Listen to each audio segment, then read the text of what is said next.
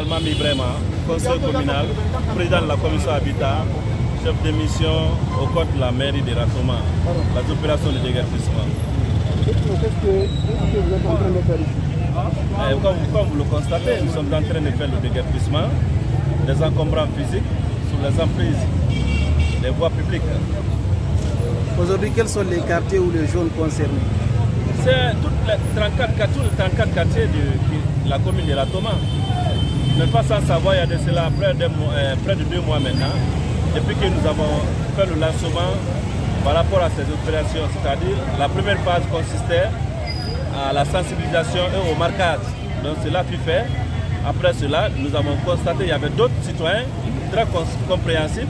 Eux-mêmes, ils ont procédé à enlever. Ils ont enlevé d'eux-mêmes les conteneurs, les baraques qui sont en bordure des routes. Mais par contre, il y a d'autres qui sont réticents. Donc nous avons jugé nécessaire de procéder au déguerpissement conformément au communiqué du CNRD, les autorités de la transition. Quelles sont les zones ou les quartiers où sont les emprises sont plus occupées dans la commune de Ratoma? Donc quand nous prenons la commune de Ratoma, c'est sur ce axe-là, l'axe la corniche du nord, de Amdallah jusqu'à la T7. C'est l'axe-là qui est beaucoup plus occupé par les citoyens. Ils ont occupé complètement les emprises de la route. Et justement, qu'est-ce qui sera fait après donc, le déguerpissement? Est-ce qu'il y a des mesures pour quand même empêcher les gens de venir réinstaller?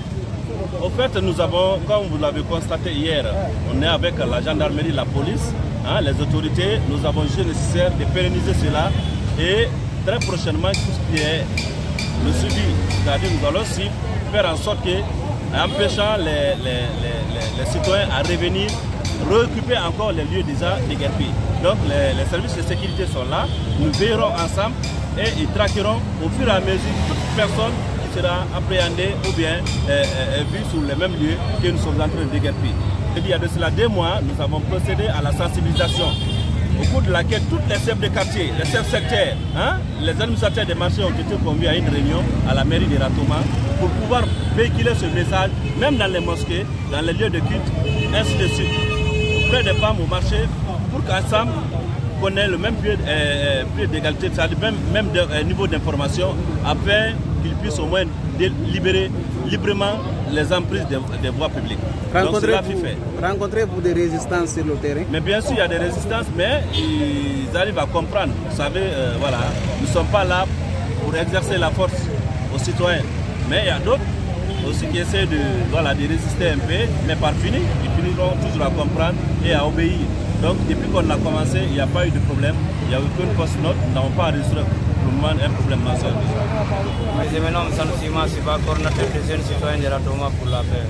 Pourquoi on vous retrouve dans cette zone de déguerpissement cet après-midi?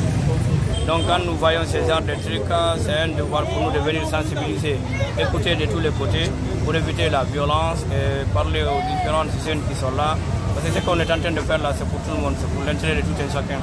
Mais il ne faut pas aussi qu'on déguerpisse quelqu'un, un endroit là où il n'y a pas un projet aussi, et puis on impose une autre personne aussi, parce qu'il y a beaucoup de versions de faire. La manière en fait. Ça veut dire que vous êtes sur la même longueur d'onde que la commune? Non, je suis avec tout le monde, mais quand je vois au moins des personnes aussi qui sont là, parce qu'il ne faut pas que quelqu'un se victimise, il faut qu'on le fait comprendre. Parce que quand ils voient des autorités, ils vont dire que pourquoi vous nous enlevez, pourquoi vous nous déguerpissez, c'est le CNRD, alors que c'est un projet à long terme, ce n'est pas un projet à court terme. Donc il y a beaucoup de choses.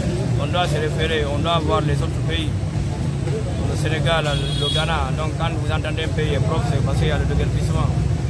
Est-ce que vous avez des démarches pour les sensibiliser, pour leur dire qu'ils occupent les emprises de la route de partir?